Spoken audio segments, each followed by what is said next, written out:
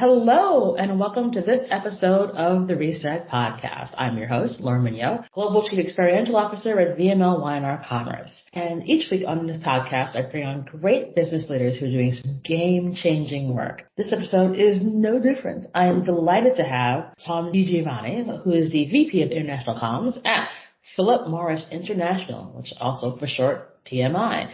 Let's talk about his really amazing journey, how he got to be where he is, some of the great work that he's up to, and so much more. Take a listen. Hey, Tom, how are you?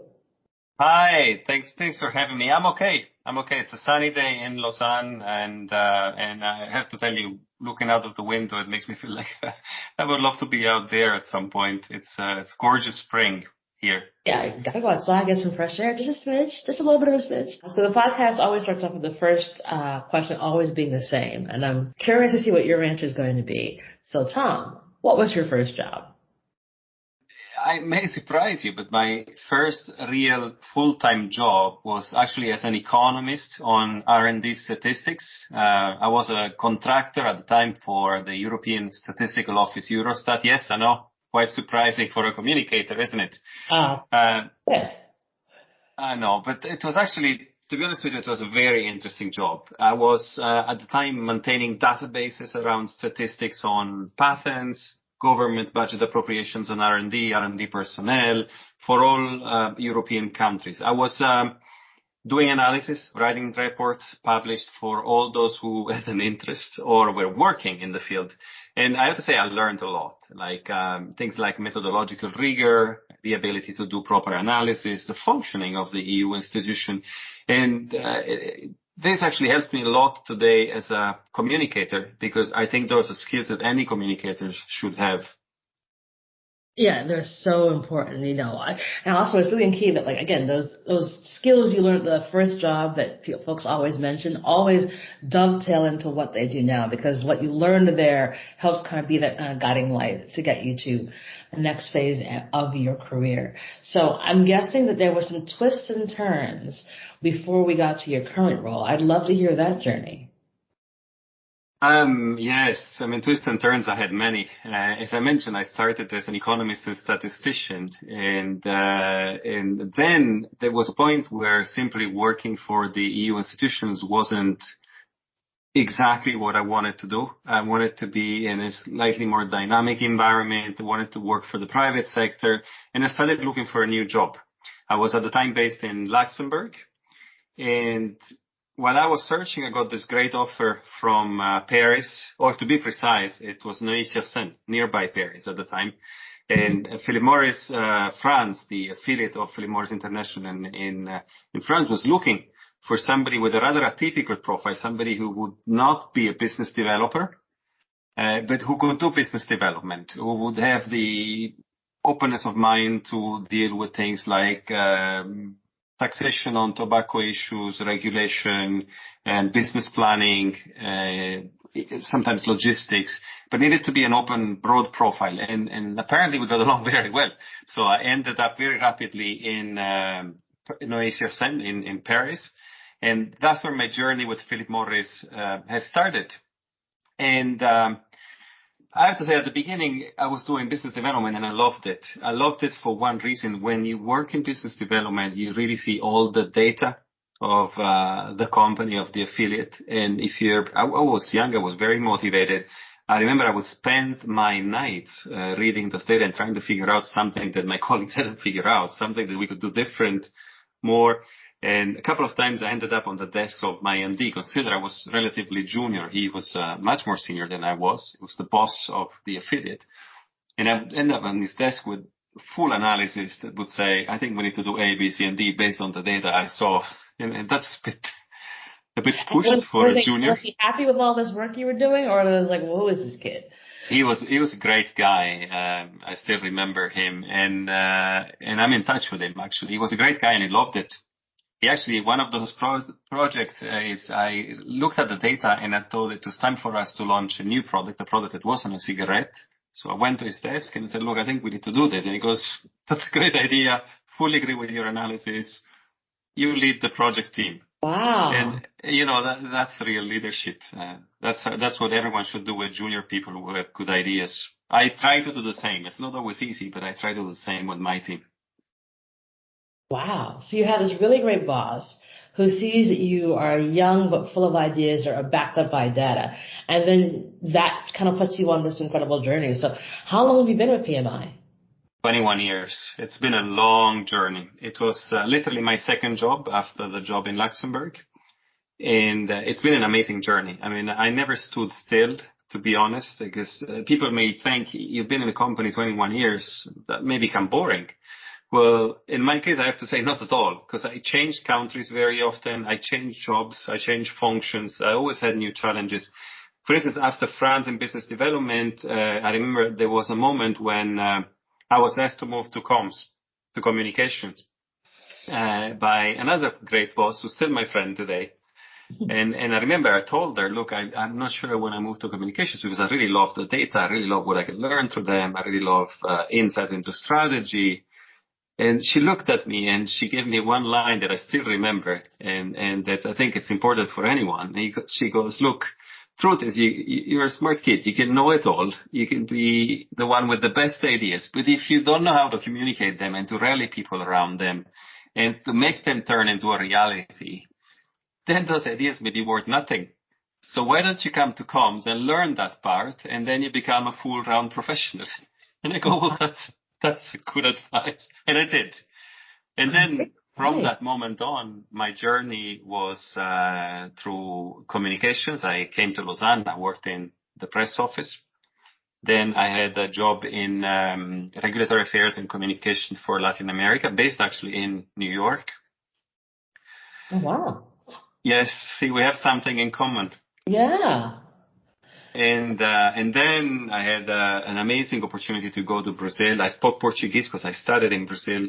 So at some point I was asked to move there, work as a corporate affairs manager for the affiliate. We had a number of big challenges for the affiliate. So I moved there. And those were probably two of the most formative years. Brazil is a big country. We had a small team. It's a country where we don't really make a lot of money, to put it very simply, but we had a lot of challenges.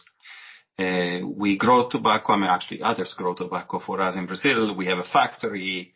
It's a huge country and plenty of complexities from a regulatory standpoint. So that was actually one of the best experiences. Plus, let's be honest, I met my wife there, so it also had a personal importance.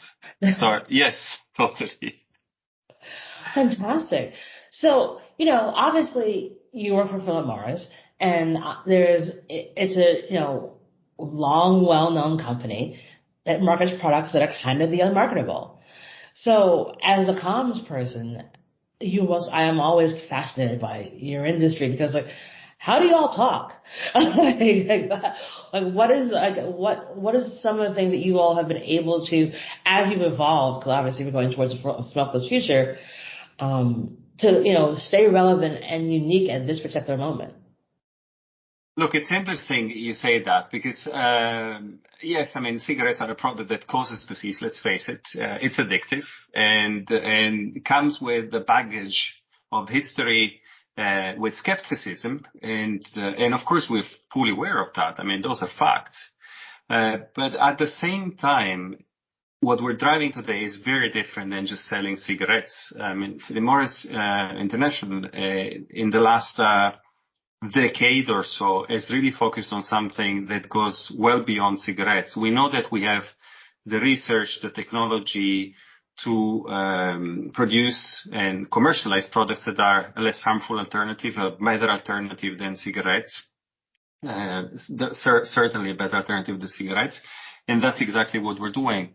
We're making sure that all cigarettes are replaced with those products as soon as possible. And if you think about the fact that you're actually addressing the core issue of your own product, that you're disrupting an industry, well, I can tell you that actually is a great challenge for anyone, and everyone's energized by it. And even externally, many of those who opposed our company in the past have understood the positive value of smoke-free products and have taken action and taken positive stance to support it. There are now numerous countries that have changed their legislation to encourage the adoption of those products for those who otherwise wouldn't quit smoking, with the idea that if you don't quit, at least switch to something that's a much better option for you. And I can name, well, the US first, with the FDA on the front line.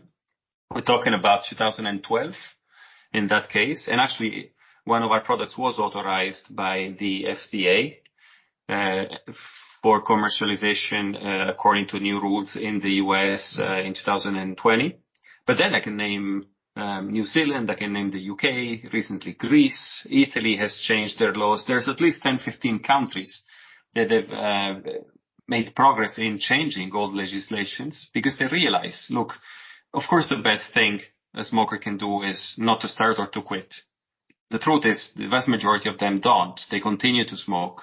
So giving them non-combustible alternatives based on science is probably the wisest thing to do for public health. And that's really interesting in terms of where you all are kind of moving towards. So what would you say is kind of the biggest difference in your job from, say, pre-pandemic till now? That's a very good question. So the pandemic has changed the way we do our work more than the work itself, at least in my case. If in the past I would travel a lot and meet reporters and meet stakeholders on the ground and meet even our own teams in their own countries because I have global responsibilities. Well, of course, the pandemic didn't allow us to do that for a couple of years. So we were behind the desk, a bit like we are today, talking virtually to somebody else. There's no real direct contact, and we had to get acquainted to it. And I think there was at the beginning actually almost a spike in engagement. People were so keen in talking to you virtually. They saw how easy it was. You didn't need to travel. You could actually multiply your engagement in a way. And then I saw that faded a bit. I think people got fed up a bit of doing everything virtually. They want to meet real people. They want to engage. They want to be at a conference where you can actually go around and talk to people over a coffee or just sit in a corner and have a personal conversation. You can't really do that virtually. So I think this is an example of how the job has changed, but the what remains the same. I mean, our job remains to make sure that people understand, smokers in particular, but not only smokers, understand the value of smoke-free alternatives. It's to fight against misinformation. There's a lot of misinformation out there. And it's to accelerate positive change in the end. Make sure that governments are open to a debate on laws that very often need to change, that people, smokers understand basic things like nicotine. Vast majority of people still believes nicotine is what causes disease. That's not correct. Smoking-related diseases are mostly caused by a number of toxic compounds that are found in cigarette smoke. And when you eliminate the burning, i.e. eliminate smoke in the aerosol that's generated by products that don't burn, you're going to have lower levels of those chemicals. So it's a totally different ballgame. And nicotine is not really what caused the diseases. It's addictive. It's not risk-free, but it wasn't the cause of disease. But people still think about it. I had a reporter from Eastern Europe at a certain point who told me, it's funny that you tell us that because we're taught since we're kids that a drop of nicotine can kill a horse. What a powerful metaphor. A drop and a horse. Right. Like that Great much rhetoric. Huge animal. Right. Wow. So talking more about the pandemic, what do you think has been your biggest lesson over the last 2 years that you probably wouldn't have learned had it not been, you've been forced to sit down for 2 years? My biggest lesson was probably not directly related to my job, but to the ability to manage my own time, my own priorities. I have a family. I have 2 kids. I have a wife. I have now recently a dog, a puppy. And the idea, yes. And look, I get much more time to them, and I managed to split myself because of the flexibility that working remotely allows to you. I actually managed to have a much better private life than before. the fact that I wasn't traveling as much. I mean, I would be traveling half of my time almost, so 30 to 50% of my time. And when you're in the office, your agenda is defined by others, and you tend to have pretty precise timings for all your meetings. When you're home, you can definitely think in the middle of the day that you skip an hour, do something else, and then continue working at night. I mean, that idea is still with me, and now I tend to work in a hybrid way. Sometimes I do go to the office. Sometimes I do travel again. I started recently. But I also know that sometimes it's good to take a day in which you build your own schedule away from the office. And I think that's the most important thing that a lot of folks are now realizing, that like, you didn't have to be in all the planes. Like when I think about like prior to COVID, I was on a plane, I think every month for about 9 years. And that just takes a toll.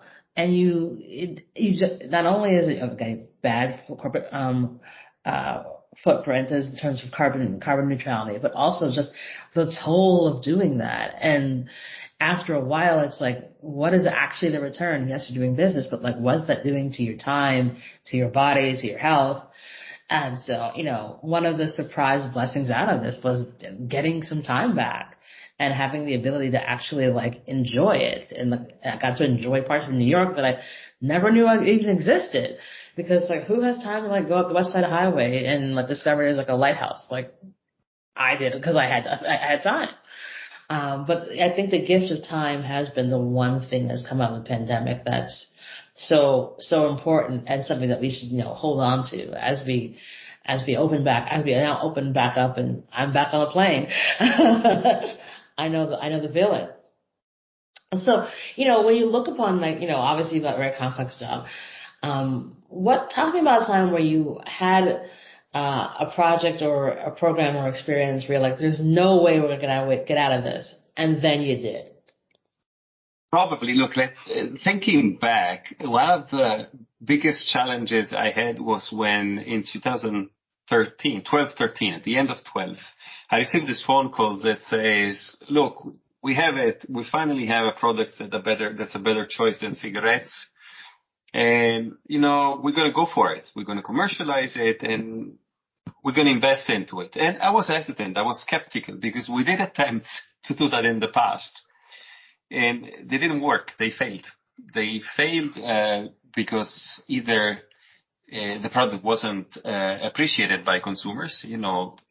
Battery technology wasn't there. The taste wasn't there. I mean, early prototypes of either tobacco weren't what they are today. Or they failed because of a lack of intensity of the push from the company. It's always a bit of both, right? But we weren't there. The technology, the science weren't there. So when they called me and said, come to Lausanne because we really are going to pioneer this change in the business and in public health, I go, well, let me think about it. I'm not sure I would end my career there. But then I decided to go for it, and it's been one of the best journeys of my life. I mean, we're coming from decades of entrenched debates on cigarettes, widespread ignorance on science and technology, on their role for smoke-free products. And we were a company that used to say little or nothing in public. We were very reactive. We tended to be silent. But we needed to drive dramatic change, because if you want to replace a product with another, you do need to drive dramatic change, and you cannot stay silent in these conditions. You need to engage in dialogue. You need to create awareness, fight misinformation. So I had to really drive in that job a paradigm shift in our communications. I had to mobilize an entire company, show them that being out there, talking, engaging, yes, it had some risks. Of course it has risks, like anything you do, but it's doable, and it was the right thing to do. If you have a product that's better than the other one, you can't just keep it in a drawer. And yes, it may be challenging to go beyond decades of misinformation and entrenched opinions, but you need to do it. And I have to say, I learned a lot through that journey. I think I'm a different professional now than 9-10 years ago. And I learned probably 3 things. First one is that if you want to truly mobilize an organization, you need to show the way by example. And so I really put myself out there at the beginning. I was the one doing interviews. I was the one engaging. I would travel to Japan when we launched the product in Japan. And I would put my management out there too, taking some risks because they may not have appreciated what they read in the press afterwards. But at least I showed everyone that it's feasible. The second learning was that I had to empower the organization. Very often in big organizations like mine, everyone tends to work in a silo. For instance, if you're in an operating center, you tend to do everything yourself. Well, when you have a big company, which is also a big group of individuals, I think you're much better off if instead you teach people how to fish rather than fishing yourself. Because then you can leverage all your colleagues around the world. And that's exactly what I did. I gave them a story to tell. I gave them news hooks. I gave them guidance so that everyone is able to talk in their own language, in their own community, because we do live in local communities. And the third, I would say, if you want to change entrenched opinions, you need to embrace resilience and repetition. You're not going to solve it in a day. Forget that. You need to roll up your sleeves and never give up. That's amazing, great advice. That is great for any industry. But it really is about doing that work. But also, getting in there and doing the work is the key.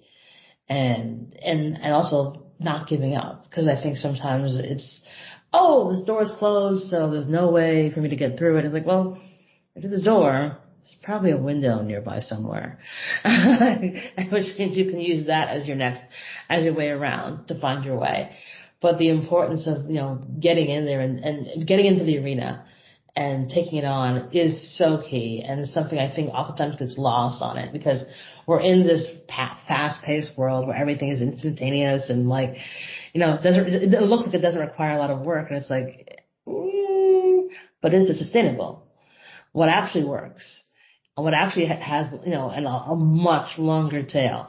Those who do their homework, those who build for the future, and those who are the most adaptable are the ones that you continue to see.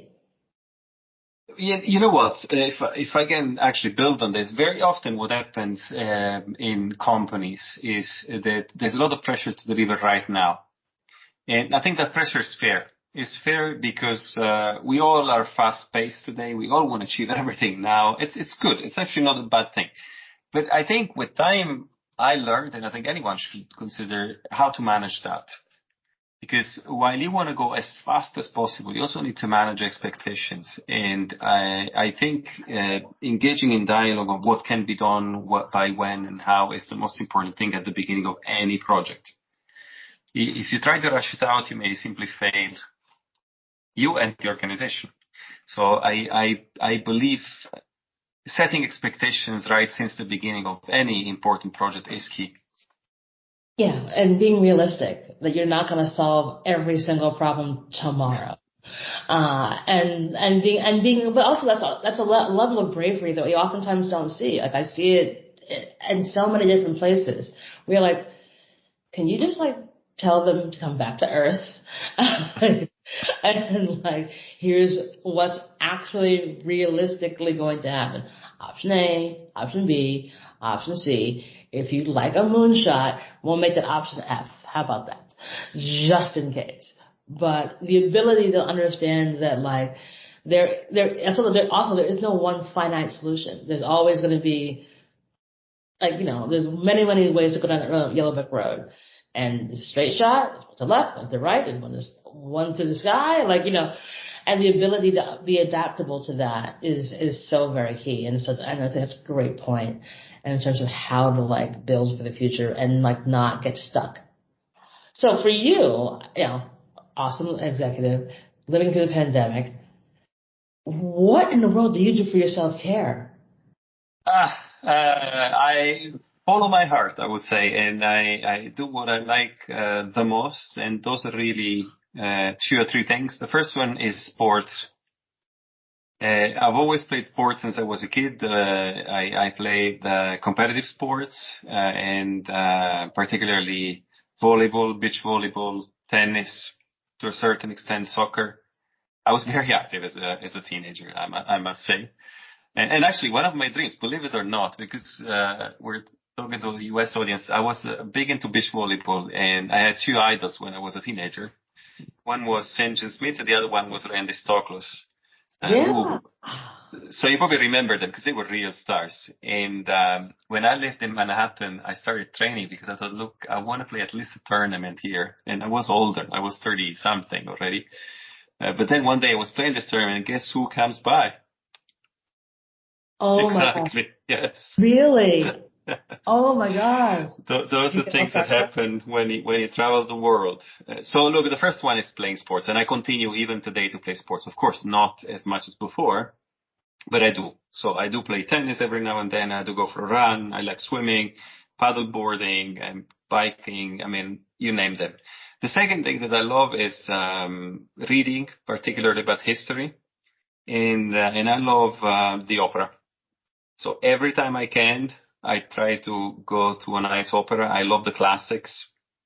And those are actually, believe it or not, those are the moments when I'm at the opera where I'm most creative and I find solutions to the biggest problems because, I don't know, my mind just goes to places. That beauty, that perfection, a wonderful theater, great singing, the fact that the story is usually a story that took place in the 17th, 18th century. All that together creates such a perfection that it gives you ideas that go beyond the story of the opera itself. I know it's weird, but actually those are my best moments when I'm stressed, when I need to find solutions.